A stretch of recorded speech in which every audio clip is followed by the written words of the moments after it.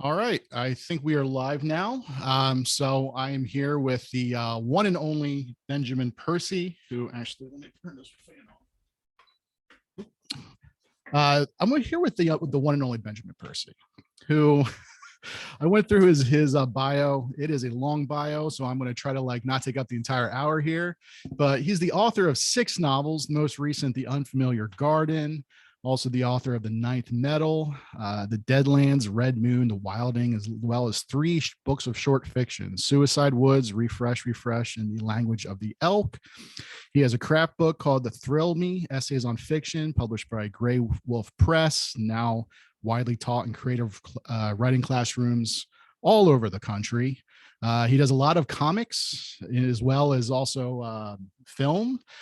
He has a new movie, which we're going to talk about, that just, I guess, premiered just a couple of weeks ago, right, Ben? Yeah, that's right. He's also, I guess, working with Paramount Plus on adapting Urban Cowboy into a series. So somehow Ben found the time to meet with me for just a little bit here so we can discuss everything. Also, his work has been praised by basically every single living writer around. Someone's here said Benjamin Percy is one of the most gifted and versatile writers to appear in American publishing in years. His prose has the masculine power of Ernest Hemingway's, but also the sensibility and compassion of Eudora Welty. His writing is like a meeting of Shakespeare's and rock and roll. Benjamin Percy knows how to keep it on in E major, and what a ride it is. That was by the one and only James Lee Burke. Also Stephen King, Peter Straub, Dean Koontz, James Fry, Marlon James, and for somehow John Irving also has blurbed him. I mean, very, very, very impressive, Ben. I actually went through my office before we met because I knew I have a lot of your books. I have a lot of them in ebook, but obviously I have these 2 I had to get in paperback. Hey, all right. Suicide Woods, nice. Refresh, Thrill Me. Picked up this as well, Devil's Highway. Hey, all right, nice. And I remember, I think when you start going into comics, I always try to support writer friends. So when I knew that you were going to do comics, I think I picked up. Was this your first Green Arrow 41? Yeah, that was the first one. Okay, so I got 41, 42, and 43. I was like, I found these. I'm like, these must have been your very first ones. Yeah, I'm pretty much my first comics period. Well, yeah, well, we're going to talk about that. Batman prior to that, but yeah. Yeah, because it said here that you broke into comics in 2014, a 2-issue Batman arc. That's right. Yeah, that was my debut, and then from there I got Green Arrow, wow. Which is a whole other story we can chat about. Well, I know there's so much we can probably talk all day. So let's just start at the beginning. Really, for you, your career so far has been crazy impressive, but how did you kind of get into it? Was it certain just when did you finally decide this is what you want to do? Or maybe, you didn't really realize that right away and it kind of, came about later. Well, first, let me just say thanks for having me on, and it's good to see you again. It's been a while since we hoisted a beer in person. I looked at it. It's been almost 9 years since you were up on tour for Red Moon, which we can talk about Red Moon in a bit too. Right. Yeah. But to rewind a little, beyond even 10 years, I grew up on genre fiction. I grew up reading Stephen King and Anne Rice and Peter Straub and all the Wizard of the Coast books, Dragonlance and Forgotten Realms books. I was obsessed with Lord of the Rings. I was obsessed with Sherlock Holmes. I read my way through every comic in the shop. But it never really occurred to me that I could become a writer. For whatever reason, I did think it was possible to become Indiana Jones. And that was the route that I pursued for many years. I mean, in 5th grade, I had, I was a card-carrying member of the Archaeological Society. I had a membership to Archaeology magazine. On weekends, this is no exaggeration, literally every weekend, it seemed like, anyway, from my childhood. Like, we never went to Disneyland or Europe or anything like that. Like, we just went into the woods or into the sage flats of Oregon, and we would be hunting, we'd be camping, we'd be hiking, and we'd also be, excavating. My parents were obsessed with geology in particular, and paleontology. So they'd have, geologic surveys out, and we'd be digging up like petrified wood and geodes and such. And usually we'd stumble upon archaeological sites.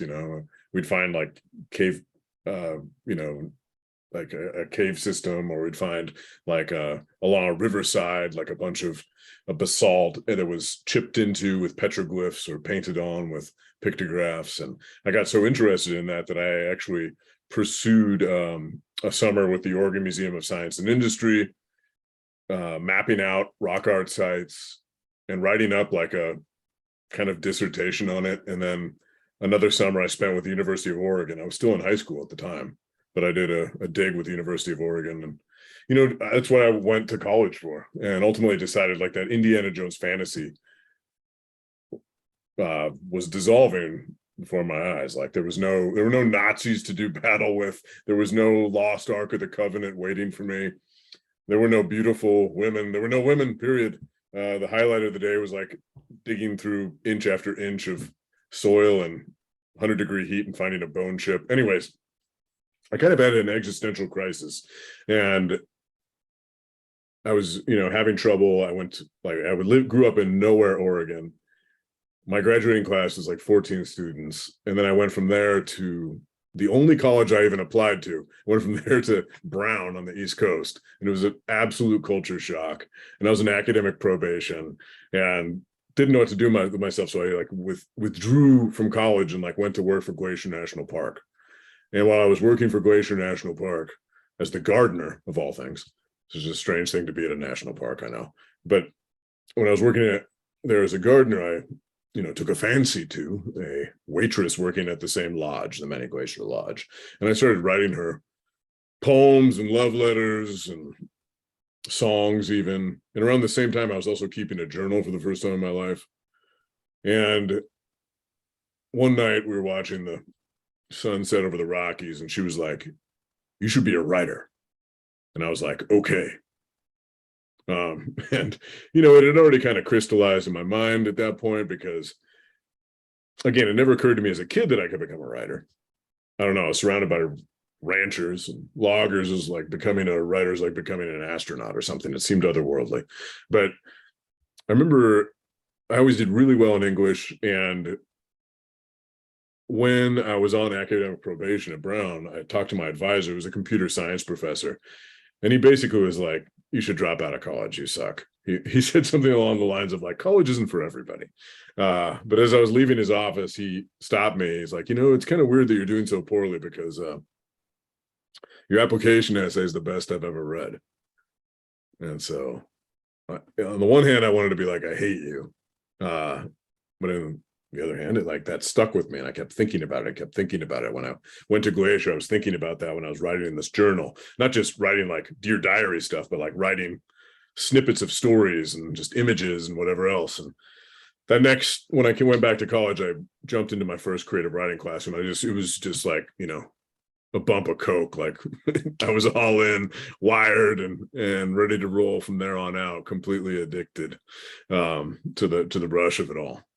So, from there on out, like just unwavering sort of obsession with storytelling, and also just sort of like unwavering stubbornness and ambition. I mean, ridiculously, I was submitting to the Atlantic Monthly and the New Yorker when I was still a junior in college.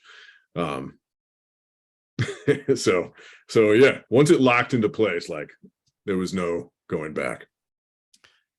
I don't think it's ridiculous that you were submitting to New Yorker. I'm pretty sure in high school I was submitting to the New Yorker, and I'm sure that my fiction was nowhere close to probably the level that yours was. Because I forgot to mention too, you won you were awarded the Pimpleton Award and Plimpton Prize, yeah, George Plimpton. The Pimpleton Prize, and then the where was it on here? I had it because your bio is so long. And then also the Whiting, Whiting Fiction Award. I mean, those are and then that's why I want to talk too. So those were needed too. Like I was broke, so those awards mostly went towards like, diapers for an infant, or in the case of the Whiting, like that paid for my leaky roof, which was literally there's a puddle in the entryway of my house. My roof was in that shoddy of shape. So all those things were just like came at a really fortuitous time in order to like keep the credit card down so I could keep hammering away. Yeah. And so being in, just, the Paris Review and a lot of other literary journals. So, you mentioned kind of growing up reading more of the genre of fiction. So when you were writing, I mean, you correct me if I'm wrong, but for me, it kind of seems like your evolution as a writer started more in the, quote unquote, literary side of things. Yeah. And then has kind of really transitioned. I mean, there was always some kind of genre sensibility to it, but, you don't get most genre writers publishing in, Esquire and the Paris Review and like all these literary journals. So is that a reason? I mean, having grown up reading the genre, enjoying the genre fictions like horror and sci-fi, did you just feel in college that, and this can be a conversation for a whole nother time, but I mean, and correct me if I'm wrong, but I've always felt that for the longest time, especially in, institutional creative writing, genre has always been looked down upon. I think that's starting to change maybe, but like mostly, they want you writing, quote unquote, literary. So I don't know, was that pressure just from being in those programs where you kind of felt that, those were the stories you were writing first, the ones that were in the language of the elk and refresh, or yeah, I'm just kind of always curious about that. And again, I could be wrong. It's just that's always been my, feeling, especially when it comes to publishing. You can have, literary writers such as yourself, because I would call you more, first and foremost, more literary, because even your genre stuff has a very literary sensibility to it. But then you got people like, even like Justin Cronin, who started out with, literary novels, then writing the, his Passage trilogy. I don't really see genre writers being able to make that transition, from writing some pulpy horror books to all of a sudden, writing literary fiction. I mean, they could, but how it's marketed and how like publishing would accept them, it just seems like it's gonna be harder to go. Yeah, it's easier for literary writers to kind of go from here to there, but genre writers, they can't really make that break. They would have to do it with probably a pen name or something like that. So I know I just threw a lot at you. So take it wherever you want to go. Yeah, I mean, I absolutely walked into that creative writing classroom thinking I was going to be writing about robots with laser eyes or vampires or dragons or barbarians in woolly underpants. But when I sat down and the professor walked us through the syllabus, one of the first things he said was there will be no genre fiction in this class. And I had no real notion of what he was talking about. What do you mean by no genre fiction? And that's something I heard over and over and over again. Every class I went into. No genre, no genre, no genre. They wouldn't teach it, and we wouldn't write it. So I fell in love with all these literary writers I had never heard of before. I fell in love with James Baldwin, Leslie Silko, Alice Munro, Flannery O'Connor, Margaret Atwood. Like I read all of these people with delight, and read and wrote nothing but so-called literary fiction for years on end. I never fell out of love with genre fiction though, but I guess you could say I kind of lost my way. There's this moment, there were a few different things that precipitated this, but there was this moment when I picked up this book called Thrilling Tales, and it was edited by Michael Chabon. It was published initially by McSweeney's, then Vintage put it out. And he assigned to all of these different writers, like the kind of books that the kind of stories that they would have loved when growing up. They were supposed to write that kind of story. So Jim Shepard wrote a story about a giant shark, and Nick Hornby wrote a story about a magic VCR that can see into the future, and so on. And it was a little bit hit or miss in terms of quality, but it was like you could tell everybody was having so much fun. And I just kind of asked myself, like, well, if I had been invited to be part of this anthology, what kind of story would I have written? And in asking myself that, I was recognizing like I didn't get into this field to be writing these kinds of stories. I was sort of just going along with it and accumulating this literary arsenal, because that's what I was told to do in these classes. And so, this point of reckoning occurred, and it took sort of several years to kind of shrug off a certain boorishness I had encountered, snobbishness, condemnation. Plot was a dirty word. Genre was a dirty word. I think the tide has shifted, as you said. I don't think that's the case anymore everywhere, when it comes to the Academy, but it was at the time. Literary realism was considered the norm. When if you look at the long hoofmark trail of literature, literary realism is not the norm, right? Like there's been ghost stories and monster stories and adventure stories for as long as people have been, scratching ciphers onto cave walls. But,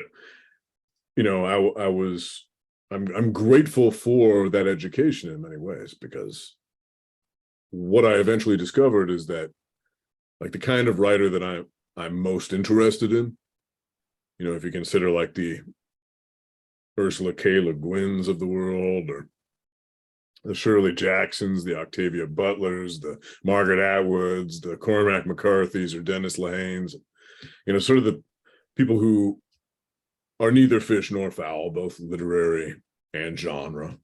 I know all this taxonomy is in a way kind of ridiculous anyway. Like, where does Cormac McCarthy belong in a bookstore? You could put him in crime, you could put him in horror, you could put him in Western, you could put him in capital L literature or post-apocalyptic or whatever, right? Doesn't really matter. But people like, because that's how people are, right? They like to categorize things. They like to pigeonhole things. But these are kind of phantom barricades in the end. But yeah, I came to kind of occupy that Shadowland area. And in a way, Michael Chabon kicked off that journey. That's great. Have you ever had contact with him? You ever let him know that he was, that actually really influenced kind of the direction of your career? No, I've never met him. I follow him on Instagram. That's as close as we are.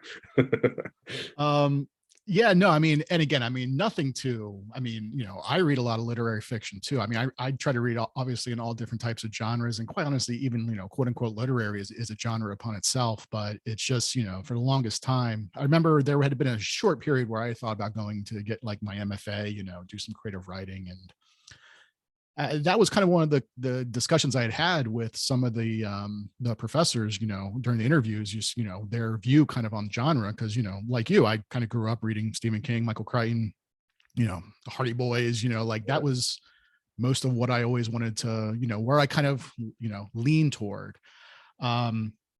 So, for you, well, okay. So let's talk then about The Wilding was your very first novel. Was that your first novel, or is it the first novel that was published? No, first novel was published. Every writer has like 3 or 4 in the drawer, right? And I'd written one called The Mystery Light that I remember I was teaching as a visiting professor at Marquette, and it was like the middle of winter. I was getting off the bus and walking up this hill, and it was like just miserably cold, and my agent called me and she was like, everybody rejected it. That's it. Like, we're done. And I was just miserably cold and emotionally miserable at that moment. But she said something again, just like that professor from long ago said, when he was like, surprised you're doing so poorly in college, because that was the best application essay I've ever read. Well, my agent said to that moment was like, they all said you're an incredible writer, but you just haven't figured out how to write a novel yet. That it read more like a bunch of short stories. And so, that night I like deleted the manuscript very dramatically and listened to some John Coltrane and drank some whiskey. And the next morning I pulled it out of the trash can again, looked it over, and I ended up actually out of that book, like figuring out that a few of those chapters were in fact short stories that would go on to, be published in magazines and cultivate some awards. But I also started to recognize something in my writing, and this took a long time to figure out. But in grad school, one of the things that I did was I was like, this story is plotted very well.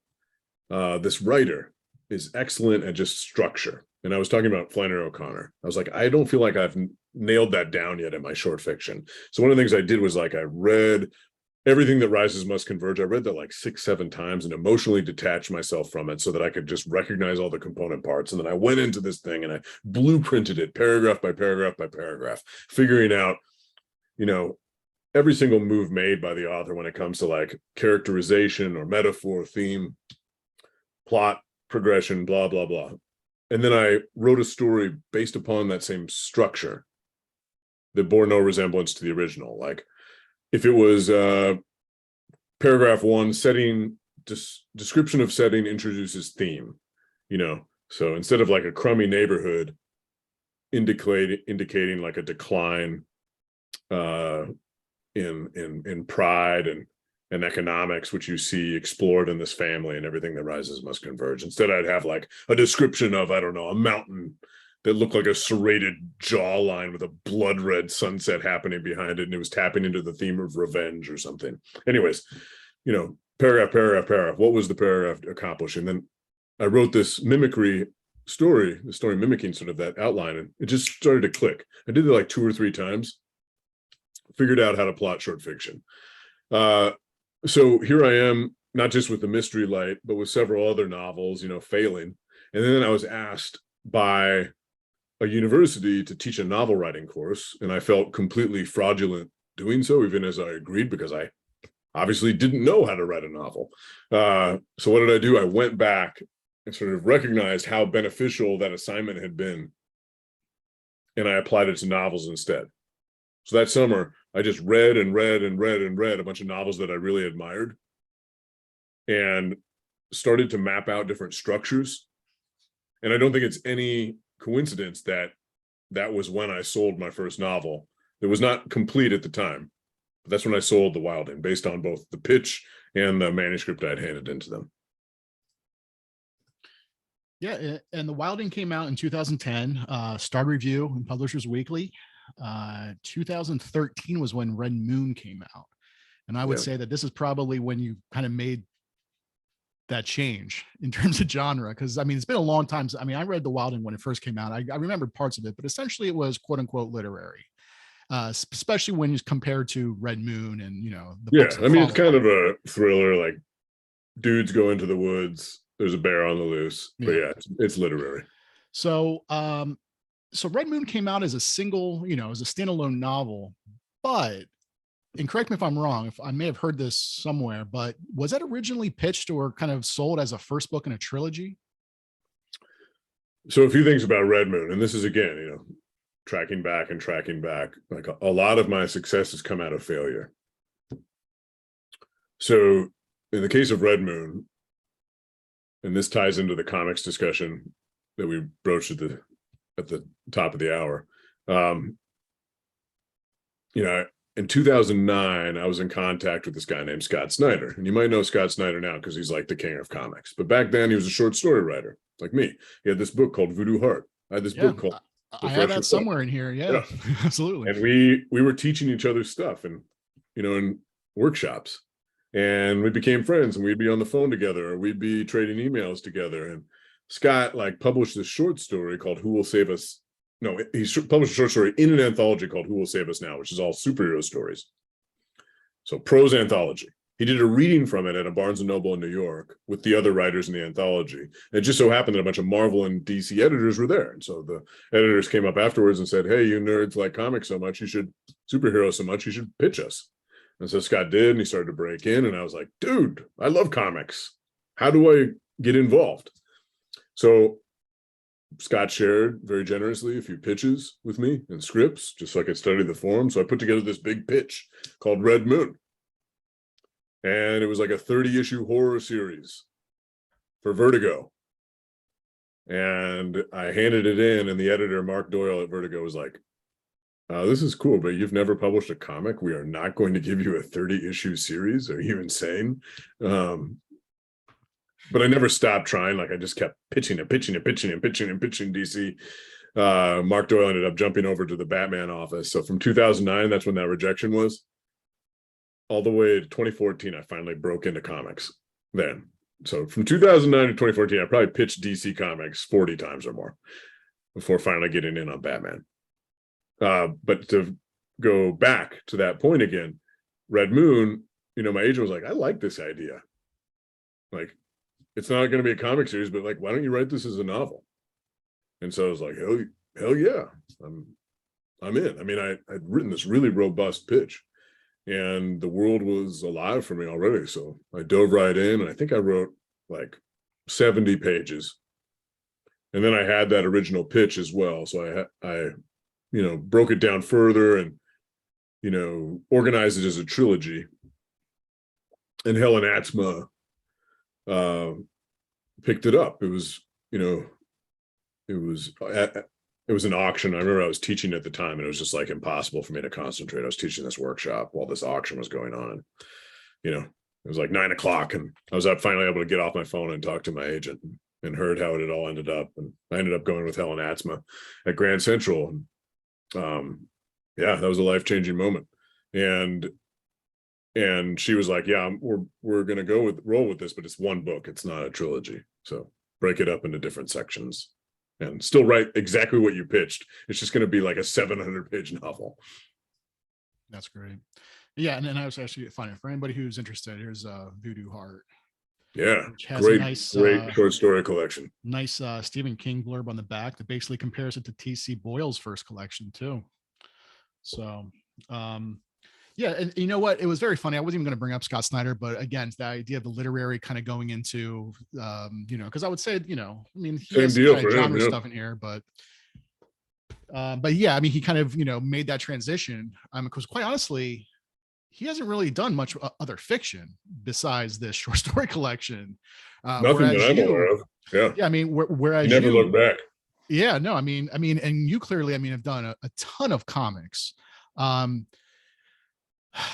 much? What time is it, man? We're already talking about a lot of stuff here. There's so much I want to talk to you about. Yep. So let's talk about this. So, all right. So you did Red Moon, and then you've done a couple other books. At this point, do you feel that? Well, first of all, you said with Red Moon, you had kind of pitched it as a graphic novel series, so you had a whole outline and everything else. Is that how you write novels? Or is it kind of the kind of like the James Lee Burke thing where you just kind of sit down and just start writing? You kind of have that idea, or I hate using the pantser plotter thing, but I mean, yeah, what would you say you kind of are when it comes to the novels, or quite honestly, even the short stories? I'm assuming with comics it has to be a little bit more structured because you are dealing in with the certain amount of pages. Oh, I mean, with comics, it's incredibly plotted.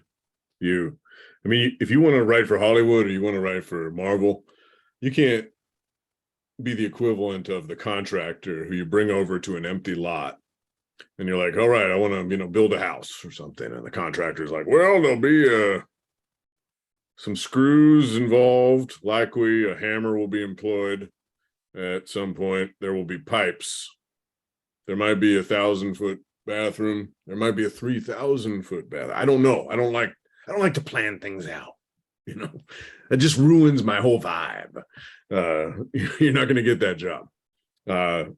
You have to have a plan. Like, to give you an example, like if I want to write Wolverine, right?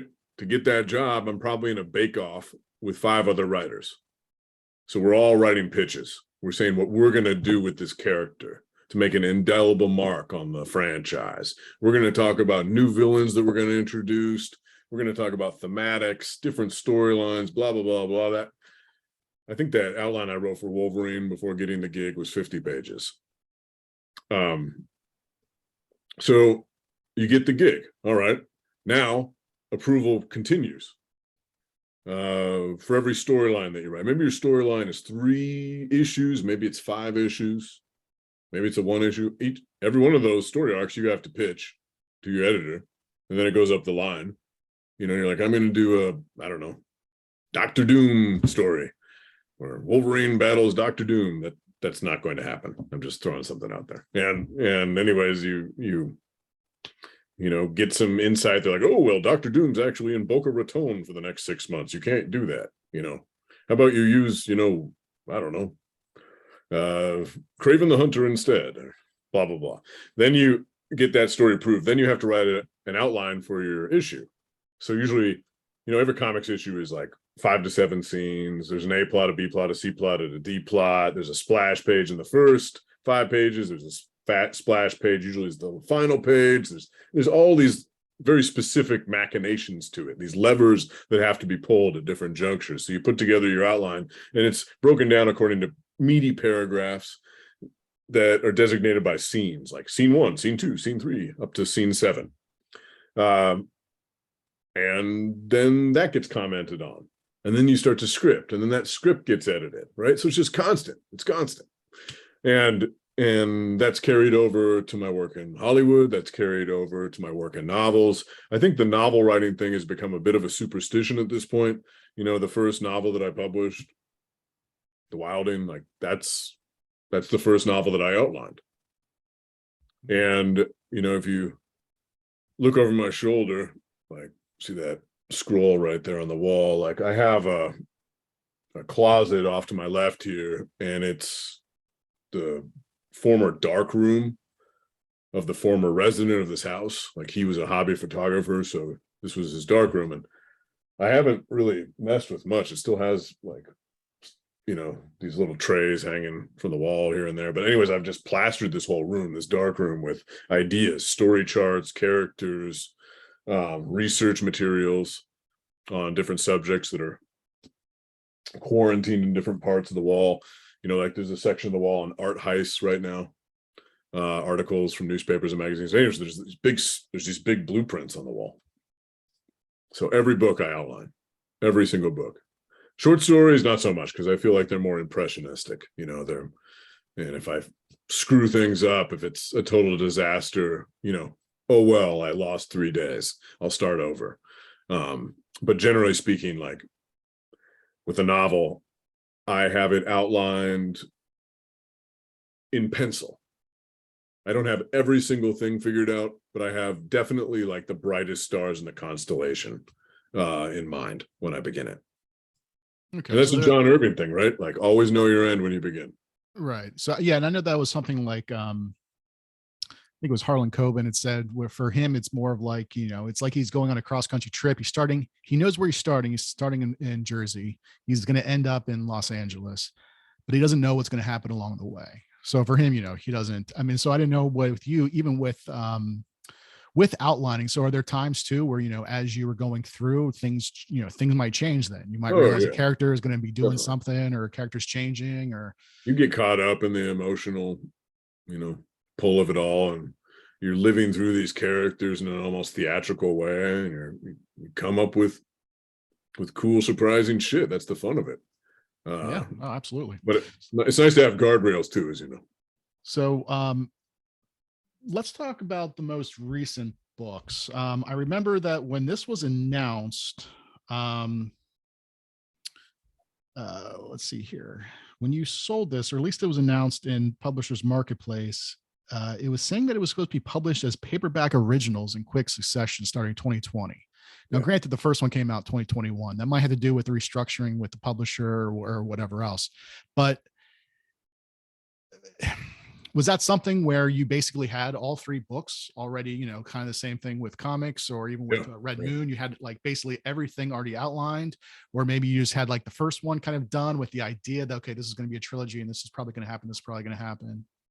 So, you know, I've talked already about how much I love comics. One of the things I love about comics is that there's a continuity to them, that they are adjacent to one another. You know, what happens in Green Lantern carries over to Batman, carries over to Wonder Woman, carries over to Superman. They're telling singular stories, but they're all threaded together into a larger narrative. And Louise Erdrich is doing the same thing. Faulkner's kind of doing the same thing. If you look at Lois Lowry, she's kind of doing the same thing. It's, you know, The Giver and The Messenger, Gathering Blue. They're like a family of books more than sequels. And I like the idea that for a few different reasons. One, if you have a series, and I've always wanted to write a series, you, generally speaking, you lose readers. Book 2, book 3, like, you know, your readership goes down. There's attrition. So how do you fight that? I thought by making every book happen at the exact same time. Right? So there's this comet come streaking through the solar system. We spin through the debris field. The meteors that rain down the planet introduce new elements that shake up the laws of geology, physics, that biology, that interrupt the geopolitical theater, that shake up the weapons sector and the energy sector. Anyways, all of these books will happen at the exact same moment in time. And as a result of that, like there are intersections and characters and plot points, but you can read them in any order. Oh, so that was one of the ideas behind it. And I also was stealing another move from comics. Like, it makes no sense to me why a book comes out as a $37 hardcover, right? Like, that's not an impulse purchase, that's an investment. If I'm like the ultimate insider and I'm hesitant to pick up that new hardcover, how does, your standard civilian who's like kind of interested in reading feel? If I'm like, I'll wait for the paperback, right. That's not a good sign. It just seems maddening to me when you look at the comics industry, right? What do? They put out a $3.99 or $2.99 floppy. Then after 5 of them come out, they're collected into a paperback trade. Then maybe 6 months or a year goes by and they're collected into a hardcover. And that hardcover usually has bonus materials in it that's an incentive to buy it. Just like at a movie theater, you go to the movies, you drop $7.50 or whatever. You like that movie enough, later on you buy that $30 DVD that has like the director's commentary and deleted scenes on it. Like, I think that the book market needs to flip the paradigm a little bit here and create like cheap wide distribution, which creates word of mouth, so that not so many books are just like appearing and vanishing instantly.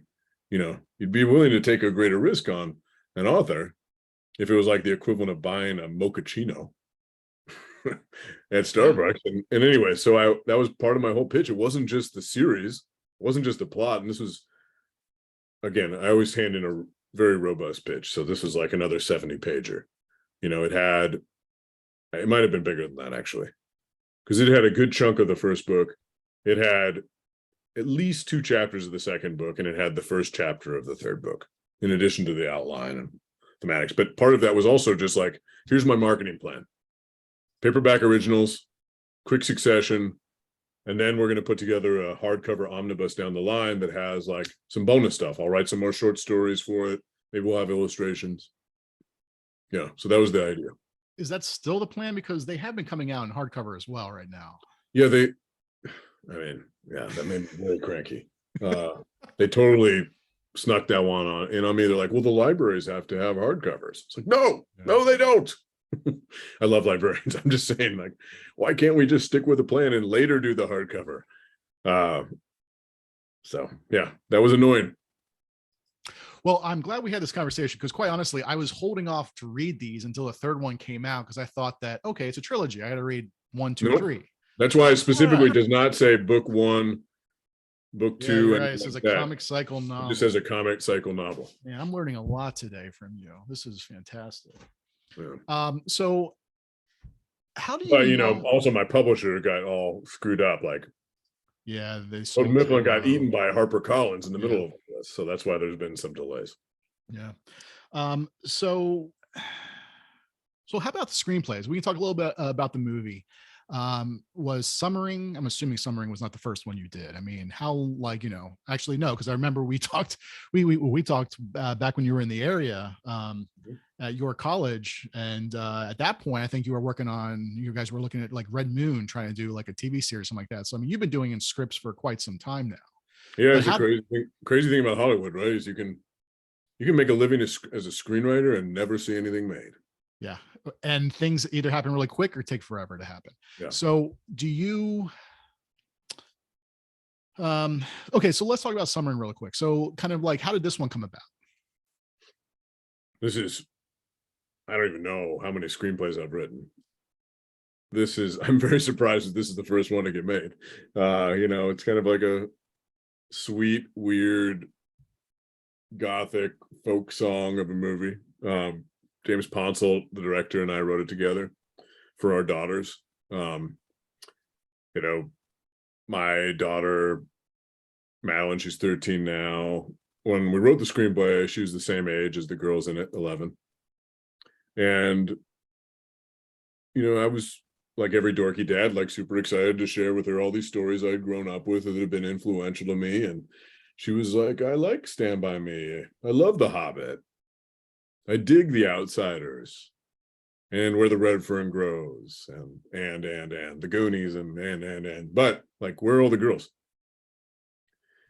I actually looked at The Hobbit again after she said that to me, and The Hobbit only has one female pronoun in the entire book.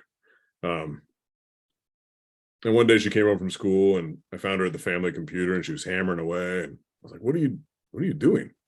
Because usually she rolls off the bus, comes downstairs, drags me away from my desk, and demands we have a snack together. But here she is at the family computer, just going crazy. And the title of the manuscript was "The Girl Hobbit," and the first line was, "This story might seem familiar to you, but it's about a girl hobbit." and so, sort of in that same spirit of revisionism, we set about to write this film that was, a coming of age story with some magical realism elements. It's filtered through the point of view of these girls. So like there's some stuff that happens in there that's light magic. There's some stuff that happens in there that's dark magic. And there's some stuff at the very end that's very grounding, sort of with the realization that adulthood is looming. And yeah, it's sort of taking a lot of these other narratives. It's very intertextual and blending them together into a story that has no men in it except for a dead dude. Very, very nice. Yeah, looking forward to seeing it. When is it? Any idea when it's going to be, like on iTunes to rent or anything like that? So it came out at Sundance in January. And then we spent a few more months editing it because we knew we had until August, to get it ready for theaters for a widespread theatrical release. So actually the one at Sundance is very different than the one that came out in some ways to the one that came out in the theaters just a few weeks ago. So I think it's going to be available pretty soon on iTunes, Vudu, whatever, like maybe within the next week, and then it'll go to Showtime after that. Oh, wow. Sweet. Yeah. So how do you, so you're writing short stories, you're writing novels, scripts, comic book scripts. Where do you find the time? I mean, like do you set a schedule on like what you're going to be writing at a certain time? Or in the same idea too, like, do you ever come up with an idea? Now, granted, you're doing a lot of stuff that's, like IP through DC. And are you still doing Marvel too? Or is it just DC? Yeah, I'm only at Marvel. I'm kind of Marvel exclusive. Okay, but you were with DC with but I have a contract with Marvel. Yeah. Okay, but previously you were with DC. So obviously that is just, those IPs obviously are theirs, but the stuff that's yours in terms of novels or short stories, even your own comic books that like are creator owned. Yeah. At what point, I mean, do you ever kind of come up with an idea and maybe think, okay, this is going to be maybe, its own graphic novel, and then realize, oh, you know what, this might actually work better as a novel, or vice versa? Or I think a lot about that, yeah, about what medium would best suit a story idea. One of the things I'm doing right now, because I'm so interested in movies and TV presently, but I still want to stay true to my kind of origins, but there's also a mercenary reason behind this. I'm working with a company called Neotext right now, and it's run by John Schoenfelder, who's a producer. And the idea behind it is I'm writing these short stories and they're illustrated. There's like maybe 13 illustrations per story. So it kind of feels like picking up, I don't know, Cycle of the Werewolf by Stephen King. Those great Bernie Wrightson illustrations. Like every chapter kind of has like an awesome illustration to accompany it. And at the same time, I'm also writing the screenplay. And the idea is that he's publishing these stories, and Neotext is a fantastic outlet. If anybody listening hasn't checked it out, there's just a whole archive of stuff available there. And so I publish these stories, but at the same time, I'm pitching them to Hollywood. And so they're all sort of novella length because that's the ideal form for a screenplay. Yeah. Novels are too big to be feature films. Novels are ideally TV shows. So yeah, I'm writing these simultaneously, like thinking of them in two different ways. And one of the reasons too that I'm doing this beyond just neotext. I'm doing it in other arenas as well. The idea behind this is that like you own the IP if you wrote the short story.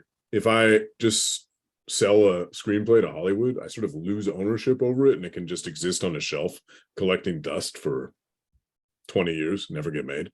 That drives me crazy. Like I've sold some projects that never got made and it makes me want to tear my hair out.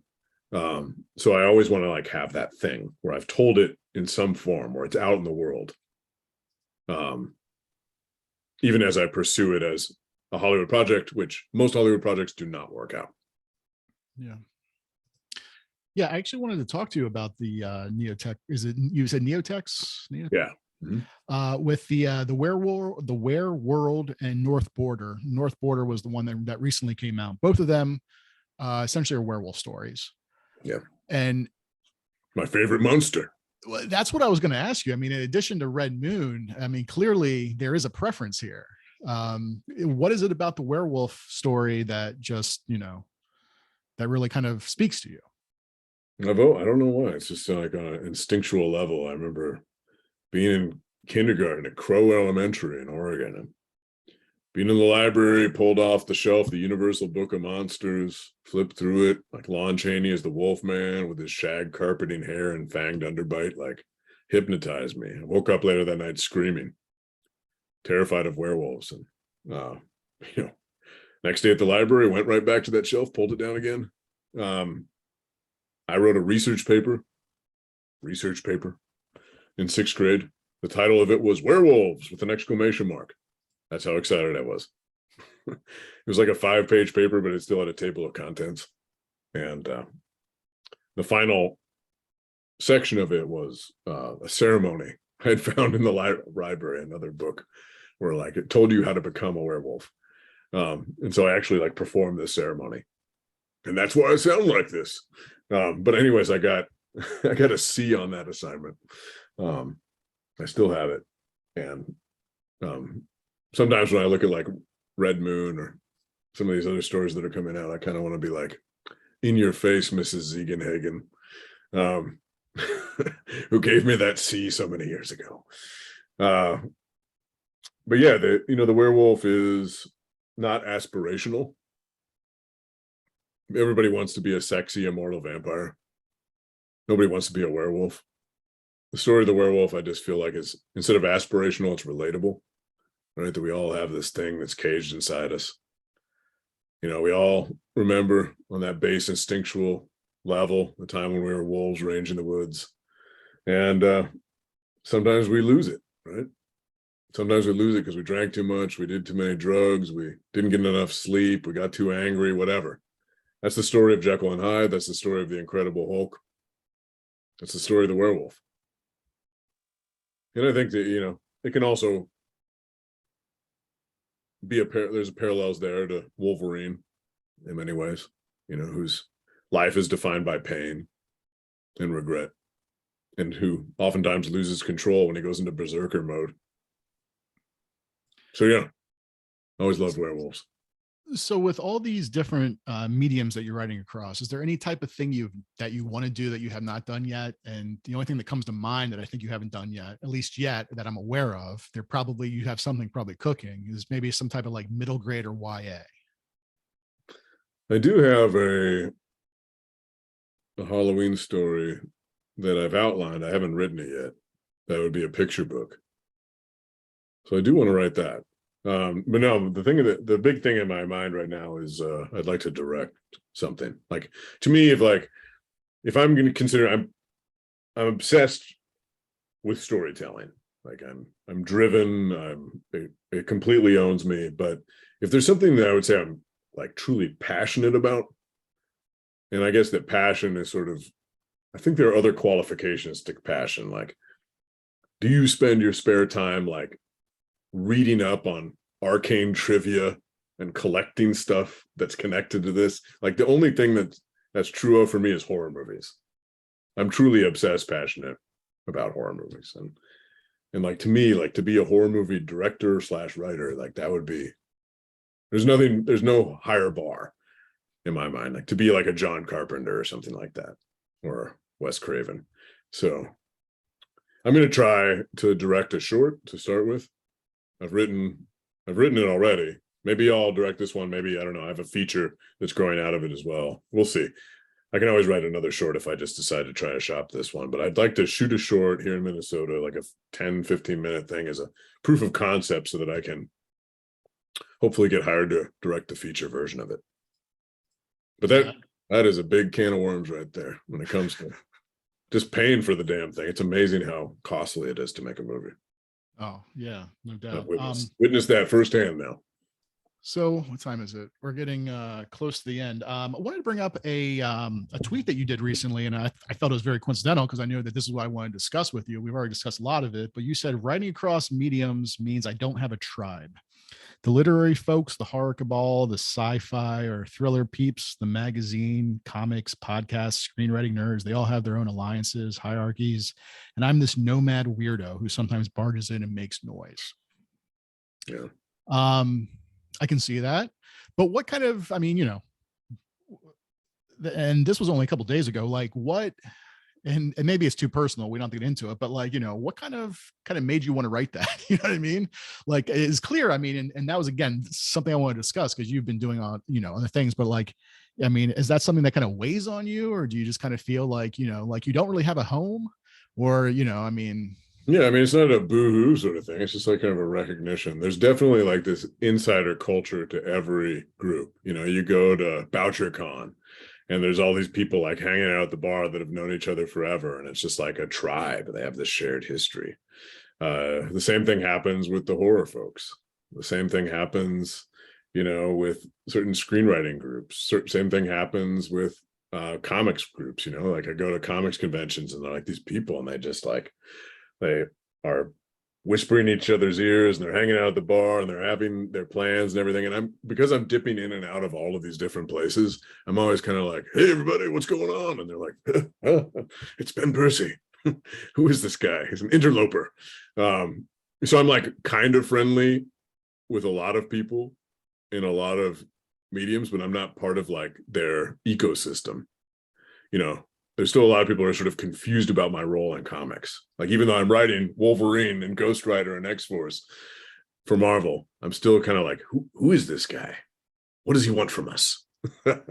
So I'm always feeling a little bit like just the odd man in the room. And that doesn't bother me necessarily. I just think it's interesting from an anthropological point of view, how much tribalism informs different groups. And the same thing was true of academia, where when I was doing the literary thing in academia, I was being completely rewarded for it. And AWP was the equivalent of that tribe, right? And if I went to AWP right now, I haven't been for, I don't know how many years, right? I think it would be very odd. I think people would be like, what are you doing here?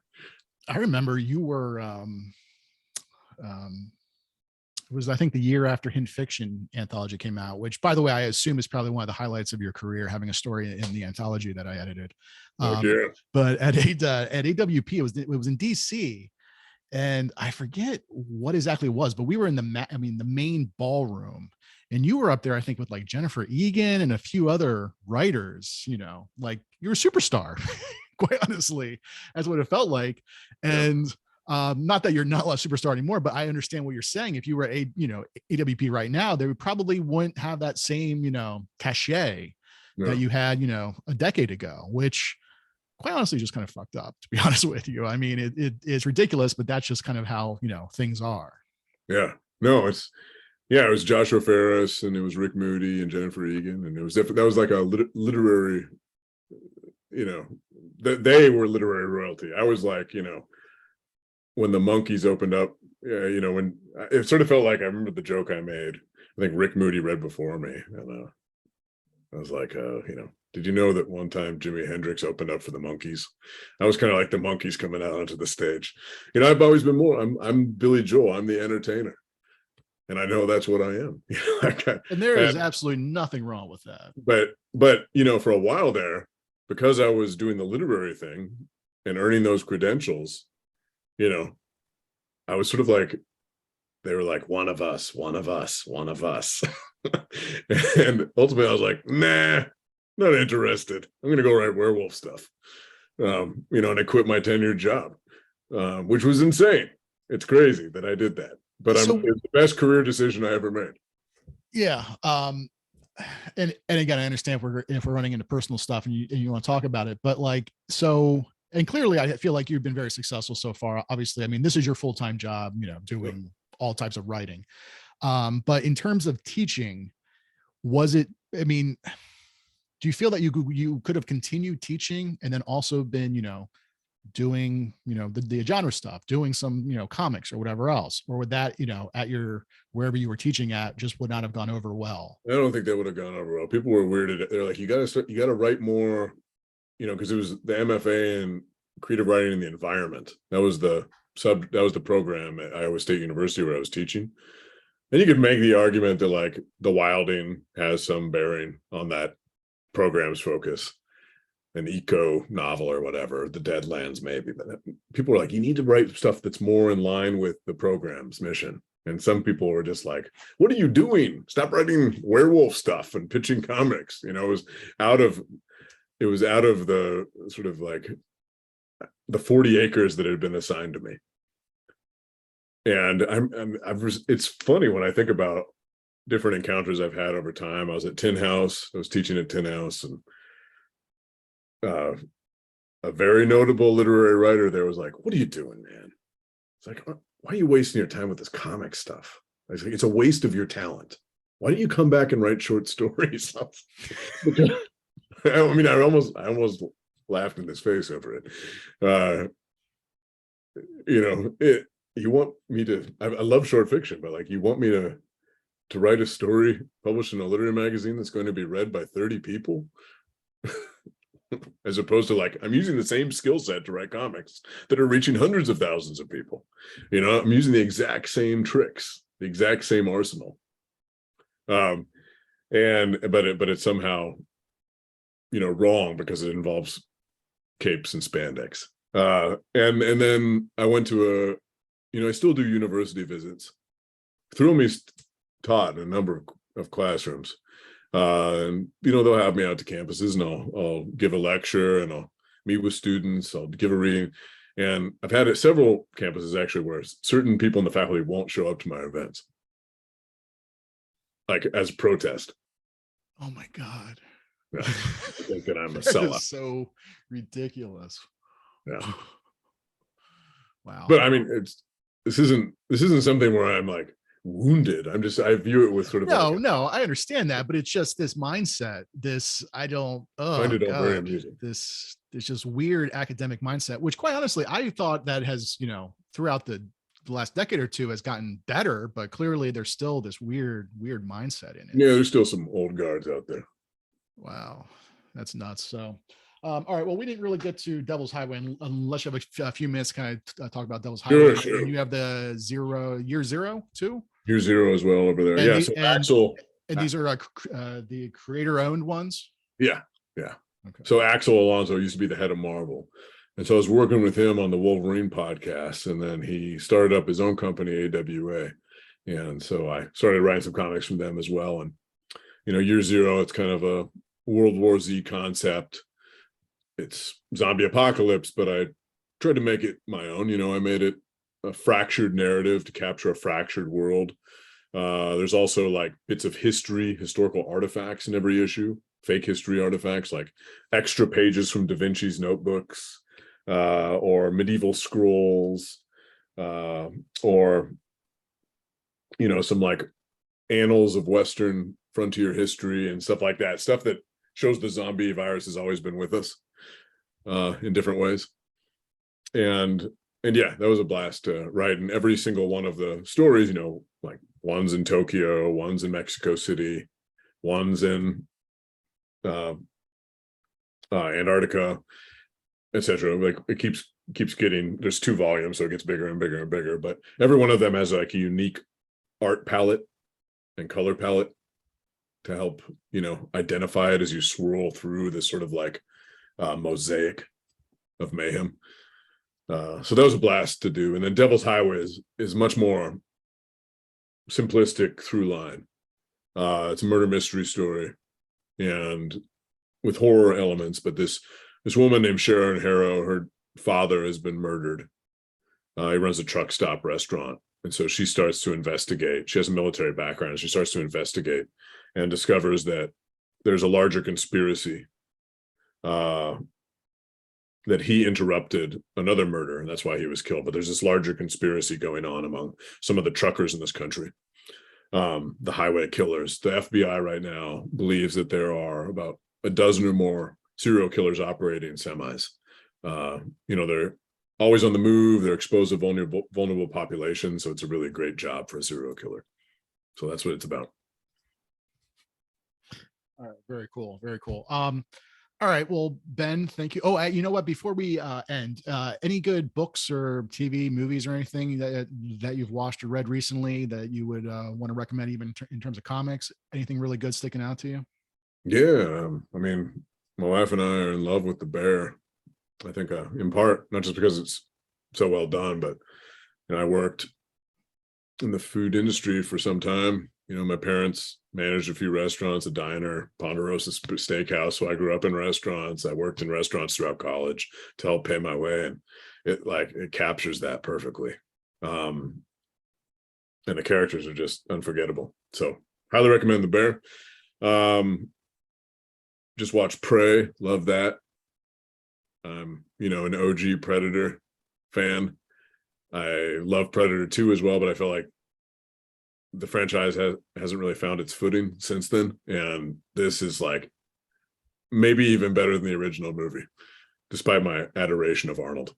It's just a great romp. But as for books, I just read this novel called Driftless, which probably isn't on anybody's radar. It was written maybe in 2006, maybe. Anyways, the writer, the author, David Rhodes, he was a hotshot at Iowa, and he pumped out like 3 novels, and then he got into a motorcycle accident and was paralyzed from the neck down. And he was silent for 30 years before putting out this book. And it's a very quiet novel. It's just about like a small town in the Driftless area of Wisconsin, but it's beautifully, beautifully written. And the characters are as vivid in my mind as anybody I know in real life. It all comes together like a country quilt in this patterning. Like it's just a really gorgeous book. And I think it makes too, like, sort of shines a light on a region of the country that people don't pay a lot of attention to. Yeah. And I actually just looked it up on Amazon. Currently, Kindle edition is like $2. So anybody want to grab it, now's the time. Read it. So, all right, Ben. Well, again, thank you so much for spending time. I mean, I'm sure you work. What is your work day like? Is it like you're working like 10 hours a day, or I mean, you have it really structured where? About 10 hours. I usually, the kids get out the door at about 7:10 for the bus.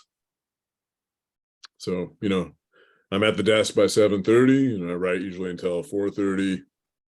Then I typically during the week, maybe I'll watch a show or something and do some reading with my wife, hang out with the kids in the late afternoon, early evening. But then I usually have to crack open the laptop again and do a little bit of editing, from maybe 9 to 10. Wow. So that's my standard. Yeah. Well, thank you for taking a break out to talk to me. I appreciate it. It was good. We haven't really kind of been face to face for almost a decade now, so it's good seeing you. A lot grayer. So you look exactly the same. Thanks. Yeah. So anyway, good anybody chat. check out all Ben's stuff. I mean, he has a zillion things out right now, and he's going to have probably in the next couple of months a zillion other things out. So, and Summary is going to be at if not in theaters near you, it's going to be on iTunes and Amazon and everything where else you can rent or buy. So definitely check that out. So thank you, Ben, and yeah, everybody take care.